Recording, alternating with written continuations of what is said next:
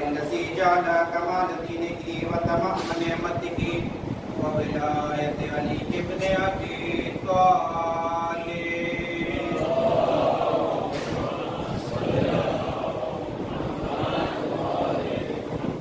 والصلاة والسلام على صاحب الدين والإسلام والركن والمقام والمحب والإرفان والحق والبيان والكتاب والقرآن سيدنا ونبينا وشفيعنا ومولانا مولى المولين جد الحسن والحسين بالقاسم محمد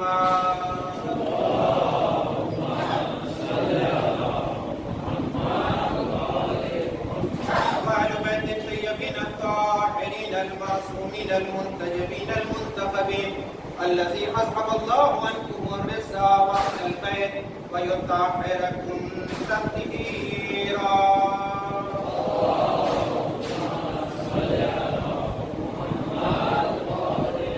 أما بعد فقد قال الله تبارك وتعالى في كتاب المبين وهو أصدق الصادقين وقوله الحق بالحق. بسم الله الرحمن الرحيم. يا أيها الذين آمنوا أطيعوا الله وأطيعوا الرسول وأولي الأمر منكم. صلوات محمد وعلى محمد.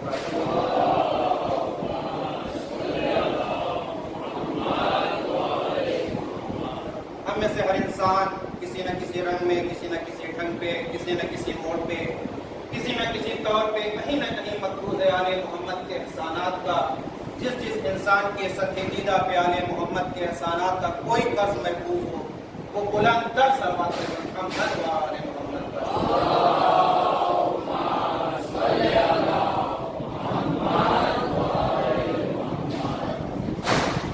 سب سے پہلے آپ کو اور اپنے وقت کے امام کو آج اس مقررہ موقع پہ امام کو مبارکباد پیش کرتے ہیں.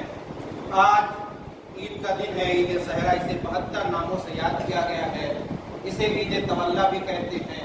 عید غدیر کو عید طولا کہتے ہیں اور اس کو تبرہ کہتے ہیں.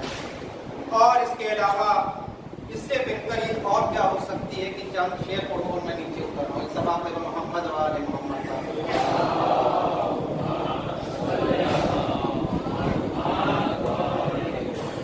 مولا کائنات فرماتے ہیں خدا کا شکر ہے کہ اس نے مجھے سخی نہیں کریم کر دیا ہے. سخی اسے کہتے ہیں جو مانگنے پر عطا کرے، کریم اسے کہتے ہیں جو سوالی کا چہرہ پڑھ کے عطا کرے. میرے مولا فرماتے ہیں خدا کا شکر ہے اس نے مجھے سخی نہیں بلکہ کریم پل کیا ہے. جب میرے مولا یہ گفتگو فرما رہے تھے ایک شخص کھڑا ہوتا ہے اور کھڑا ہو کے کہتا ہے یا علی یہ بتائیے عام گفتگو میں سب سے زیادہ کون سا لفظ استعمال ہوتا ہے؟ میرے مولا نے فرمایا الف. تو اس نے پلٹ کے کہا مولا کیا ایسا ممکن ہے کہ بغیر الف کے آپ خطبہ دیں؟ امام بغیر الف کے خطبہ دیتے اور فرماتے ہیں خدا کا شکر ہے کہ اس نے مجھے سخی نہیں بلکہ کریم کر کیا ہے. ایک شخص بہت بڑا ہوا کھڑے ہو کے کہتا ہے مولا آپ سے پہلے حاتم طائی بہت بڑا سخی گزرا ہے. اس کے محل کے 40 دروازے تھے. ہر دروازے سے سائل کو اتنا عطا ہوتا تھا کہ 40 دروازے تک پہنچتے پہنچتے وہ خود سخی ہو جایا کرتا تھا. مولا مسکرا کے فرماتے ہیں میں نے حاتم سے زیادہ فقیر کسی کو نہیں دیکھا. پہلے ہی دروازے پر اتنا کیوں نہ عطا کر دے کہ 39 دروازوں کا چکر لگانا پڑے. ایک صلوات پڑھے محمد و آل محمد.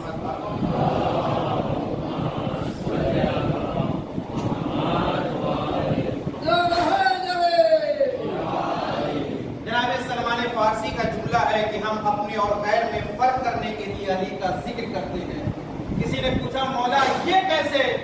جناب سلمان فارسی پوچھا یہ کیسے ممکن ہے آپ اور غیر کا پہچان کرنے کے لیے علی کا ذکر کرتے ہیں؟ وہ مسکرا کے کہتے ہیں اگر علی کا ذکر سن کے چہرے پہ مسکراہٹ آ جائے تو ہمارا والا ہے، اگر چل جائے تو اس کا والا ہے. صلوات محمد والے.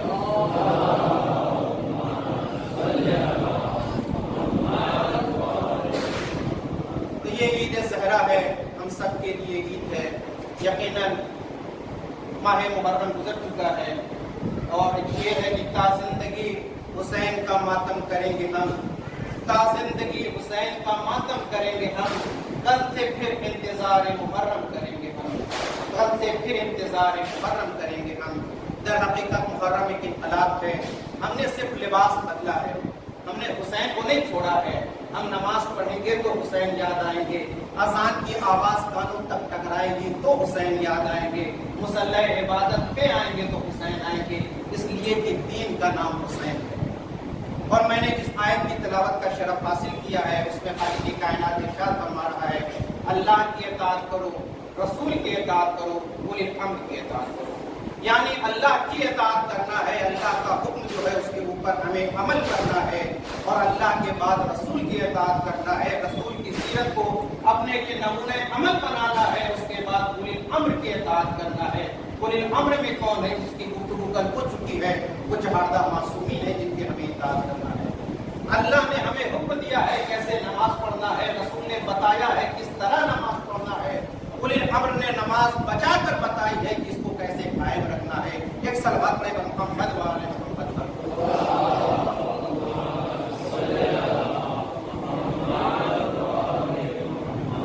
اسی لیے قرآن میں بھی ارشاد ہوا ہے کہ اہل بیت کی اطاعت کرو، اہل بیت کی پیروی کرو، ہمیں حلال کام کو انجام دینا ہے، حرام سے اجتناب کرنا ہے۔ اسی لیے قرآن میں بھی آیت نازل ہوئی ہے کہ جو اللہ نے حلال کل کیا ہے وہ تمہارے لیے کل فرمایا ہے۔ اور خود امام موسیٰ کاظم علیہ السلام کی حدیث ہے کہ ہم نے تمام حرام کام میں اللہ نے ترقی نہیں رکھی ہے، حرام کام میں اللہ نے ترقی نہیں رکھی ہے، اگر ترقی ہے تو اس میں برکت نہیں ہے، انسان ظاہراً تو کامیاب نظر آ سکتا ہے لیکن وہ سکون حاصل نہیں کر سکتا ہے۔ اسی لیے رزق کے 70 دروازے ہیں، رزق کے 70 طریقے ہیں، رزق حاصل کرنے کے 70 وسیلے ہیں، اس میں بہترین وسیلہ یہ ہے کہ انسان رزق حلال حاصل کرے۔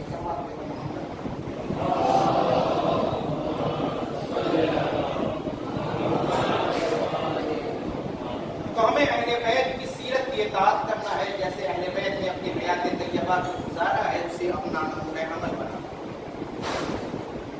واقعہ اس طریقے سے ہے، علماء کا کردار دیکھیں، اصحاب کا کردار دیکھیں، انبیاء کا کردار دیکھیں، وہ ہمارے لیے نمونہ عمل ہے۔ رسول اللہ جناب ابو طالب کے ساتھ سفر کر رہے ہیں، ابھی 7 یا 8 سال کی سن ہے۔ رسول اللہ جناب ابو طالب کے ساتھ سفر کر رہے ہیں، تجارت کی غرض سے جا رہے ہیں۔ یہودیوں نے دیکھا کہ جناب ابو طالب کے پاس ایک 7 سال کا بچہ ہے جس کے پیشانی سے نور رسالت ظاہر ہو رہی ہے۔ انہوں نے اپنی کتابوں میں پڑھ رکھا تھا جو آخری نبی آئے گا اس کے اندر یہ صفات پائی جائیں گی۔ ان کا جو سب سے بڑا پادری تھا اس نے کہا چلو ایسا کرتے ہیں، اسے آزماتے ہیں کیا وہ آخری محمد ہے یا نہیں ہے۔ تو انہوں نے کہا ہم نے پڑھ رکھا ہے کہ محمد حرام چیزوں سے اجتناب کرتے ہیں، محمد کبھی حرام کام انجام نہیں دے سکتے، اگر محمد آخری ہوں گے، اگر یہ آخری محمد ہیں تو اس چیز سے پرہیز کریں گے۔ انہوں نے ارادہ یہ کیا کہ ایک مرغہ چوری کیا، پھر کھانا بنایا اور بنانے کے بعد لے کے آتے ہیں، رسول کے سامنے پیش کرتے ہیں اور کہتے ہیں یہ ہماری طرف سے آپ کی دعوت ہے، آپ اسے قبول فرمائیے۔ رسول نے اسے آگے بڑھا دیا۔ رسول مسکرا کے کہتے ہیں یہ ہمارے لیے نہیں، یہ ہمارے لیے نہیں ہے۔ پھر انہوں نے ارادہ کیا ہو سکتا ہے کہ رسول کی آج نیت نہ رہی ہو، رسول آج کھانا نہیں چاہتے ہو، رسول کی آج مرضی نہ ہو کہ مرغا کھائیں، کل ایسا کرتے ہیں کہ ہم مرغا دوسرے کا پکڑتے ہیں، اس سے اجازت لیتے ہیں، اسے پیسہ نہیں دیں گے، اسے پیسہ نہیں دیں گے اور اس سے وعدہ کر لیں گے کہ ہم کل تمہیں اس کا پیسہ دیں گے۔ انہوں نے مرغا پکڑا، صاحب مالک کے پاس گئے اور مالک سے کہا یہ دیکھو میں نے تمہارا مرغا پکڑا ہے، اسے ذبح کریں گے، اسے رزق بنائیں گے، اسے کھانا بنائیں گے اور اس کا پیسہ ہم فلاں دن دے دیں گے۔ انہوں نے پھر یہ مرغا لیا اور لے کے محمد کے پاس آئے، رسول اللہ کے قریب آئے اور لانے کے بعد رسول اللہ سے کہا یا رسول اللہ اے محمد اے بیٹے اس کو کھا لو۔ رسول نے پھر اسے آگے بڑھایا اور بڑھا کے کہا کہ یاد رکھو صرف ہم حرام کام نہیں کرتے بلکہ جس میں ذرہ برابر بھی حرام کا شبہ ہو وہ بھی ہم انجام نہیں دیتے ہیں۔ ایک صلوات پڑھیں محمد وعلی محمد پر۔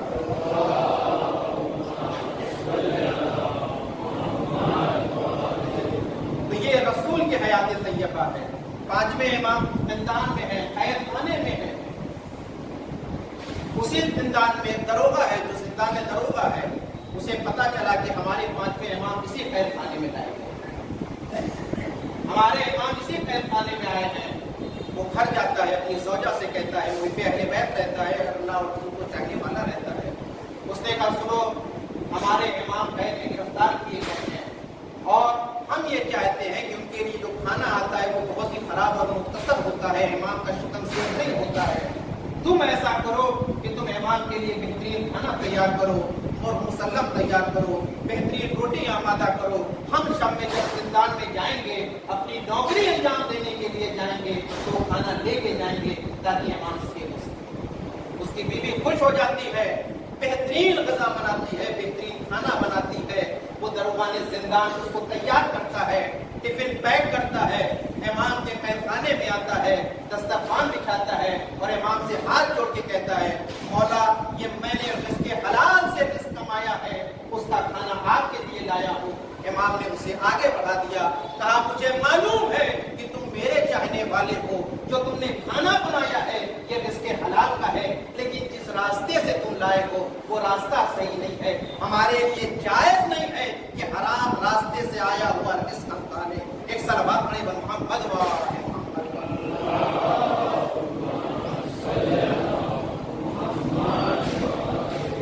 वो रसूल का किरदार है, ये इमाम का किरदार है। इनके सहाबी का किरदार सुनिए। जनाब बहलोल बड़े मशहूर सहाबी हैं, इमाम के जो इमाम के कहने पे दीवाने हुए। दरबार में जाते हैं, बादशाह खाना खाता हुआ नजर आता है, उमरा और उसा बैठे हुए हैं, सबके सामने दस्तरखान सजा हुआ है, सब खाना खा रहे हैं। इतने में बहलोल ताना दाखिल होते हैं।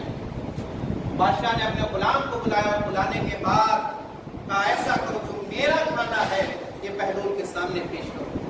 बहलोल खुश हो जाएंगे, बहलोल मेरा खाना खाएंगे। गुलाम आगे बढ़ता है, जनाब बहलोल के सामने दस्तरखान बिछाता है, बादशाह का खाना तैयार हुआ है। बादशाह के सामने से दस्तरखान उठा के बहलोल के सामने दस्तरखान बिछाया जाता है कि बहलोल को हुक्म दिया जाता है, बहलोल सल्तनत का खाना है, हुकूमत का खाना है, तुम्हारे लिए खास मेहमान हो, तुम इस खाने को खा लो। फौरन बहलोल मुस्कुरा के कहते हैं इस खाने को आगे बढ़ा दो। गुलाम ने कहा बादशाह तुम कैसी बात करते हो बहलोल, हुकूमत का खाना है, बेहतरीन खाना है, ऐसा खाना तुम्हें जिंदगी में नसीब न होगा। जनाब बहलोल मुस्कुरा के कहते हैं ऐसा करो, इसे हम्माम के पीछे ले जाके फेंक दो, इसे कुत्ते खा जाएंगे। उसने कहा बहलोल तुम्हारी समझ में नहीं आ रहा है, हुकूमत का खाना है, बादशाह जो खाना खाते हैं वो तुम्हारे लिए आया है। बहलोल मुस्कुरा के कहते हैं अगर ये बात कुत्तों को भी पता चल जाए कि ये बादशाह का खाना है तो शायद वो भी खाने से इनकार कर दे, हम तो अली के चाहने वाले हैं। एक सलवात पढ़े मोहम्मद वाले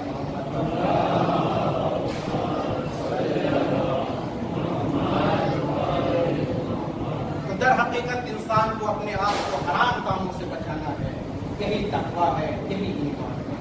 इसीलिए हदीस है कि अगर तुम अमल साले अंजाम नहीं दे सकते हो, कम अज कम हराम कामों से इज्तनाब। अगर तुमने हराम कामों से इज्तनाब किया तो यकीनन तुम्हें अमल साले अंजाम देने की तौफीक हासिल। होता यही है कि अगर कोई बच्चा नहीं पढ़ता है तो माँ बाप थोड़ी देर के लिए नाराज हो जाते हैं, अगर वो बच्चा न भी पढ़े और उसके बाद गलत हरकतें करे तो माँ बाप जरूर तो वैसे ही हमारा किरदार भी होना चाहिए। अगर हम खुदा के हुक्म पे अमल नहीं कर रहे हैं, कम से कम जिसे अहले बैत और खुदा ने मना किया है उससे दूरी किया है। रसूल का किरदार बयान फरमाया, इमाम का किरदार बयान फरमाया, सहाबी इमाम का किरदार फरमाया, एक आलिम दीन का किरदार बयान फरमा के इंशाअल्लाह एक आलिम दीन है, बहुत जय्यद आलिम दीन है और इतने बड़े आलिम दीन है कि उनकी आज की किताबें पढ़ी जाती है उलमा के दरमियान। वो फरमाते हैं उनका एक शागिर्द है, उसने ख्वाब देखा। उसने ख्वाब ये देखा कि शैतान हाजिर हुआ है जिसके पास बड़ी मोटी मोटी तनाबें हैं, बड़ी मोटी मोटी जंजीरें हैं और वो सारी लेके इकट्ठा हुआ है। और वो तालिब इल्म शैतान से कहता ये बताओ इतनी मोटी मोटी तनाबें, इतनी मोटी मोटी रस्सियाँ और जंजीरें किस काम के लिए है? तो उसने कहा ये सारी रस्सियाँ मैंने तुम्हारे उस्ताद के लिए तैयार किया है और हर बात तुम्हारे उस्ताद को गिरफ्तार करता हूँ और चाहता हूँ कि उन्हें अपने साथ लेके चलूँ, लेकिन वो रस्सियाँ टूट जाया करती है। ये ख्वाब से बेदार होता है और बेदार होने के बाद सुबह क्लास में हाजिर होता है और हाजिर होने के बाद अपने उस्ताद को कहता है उस्ताद मोहतरम मैंने ख्वाब देखा है कि शैतान आया था, उसके पास मोटी मोटी तनाबें थी, मोटी मोटी रस्सियाँ थी, जंजीर थी, वो आपको गिरफ्तार करना चाहता है लेकिन गिरफ्तार नहीं कर पाता। उस्ताद मोहतरम ने कहा बिल्कुल तुमने सही ख्वाब देखा है। वाकया कुछ ये है कि रात की तारीकी हो चुकी थी, मेरे घर पे खाने का कोई सामान नहीं था, मेरे पास मारे इमाम का कुछ पैसा मुहैया था, میرے دل میں خیال یہ آیا کہ اس کو استعمال کر لیتے ہیں، بغرض قرض اس کو استعمال کرتے ہیں، اپنے سے ارادہ کیا اسے ہم قرض لے لیتے ہیں، اپنے گھر میں مال جو امام کا رکھا ہے اسے قرض کے طور پہ استعمال کریں گے اور کل کے کل لا کے اسے واپس کریں گے۔ میں نے اسی ارادے سے گھر سے وہ قرض لیا اور لے کے آگے بڑھا، پھر میرے دل میں خیال آیا کہ میں نے کسی کو بتایا نہیں ہے کہ میں نے امام کا مال قرض لیا ہے، اگر مجھے موت آ گئی تو میں حرام کی موت مروں گا، میں حرام کام کرتے ہوئے مروں گا، اس سے بہتر یہ ہے کہ میں اس کو استعمال نہ کروں بلکہ جیسی زندگی گزر رہی ہے ویسی گزاروں۔ تو اے میرے دوستو، اے میرے عزیزو، جب امام کا کردار ایسا ہے، اصحاب کا کردار ایسا ہے، علماء کا کردار ایسا ہے، ہم بھی تو اہل بیت کے چاہنے والے ہیں، تو ہمارا بھی کردار ایسا ہونا چاہیے۔ صرف اگر ہم اپنے آپ کو حرام سے دوری اختیار کر لیں اور حلال کے قریب کر لیں تو ہم بہترین امام کے صحابی بن جائیں گے۔ یقیناً امام کی حکومت کی دن ہے، امام کی دور حکومت قائم ہو رہی ہے، 12ویں امام کی حکومت ہے۔ اب ہم امام کے پردے غیب میں ہیں، ہمیں ان کے جو کچھ ہیں ہمیں چاہیے کہ ہم اپنے عمل کو ایسا انجام دیں تاکہ امام خوش ہو جائیں۔ امام ہمارے عمل کو دیکھ کے خوش ہوں گے تو ہماری دنیا میں بھی کامیابی ہوگی اور آخرت میں بھی کامیاب ہوگی۔ ایک صحابہ محمد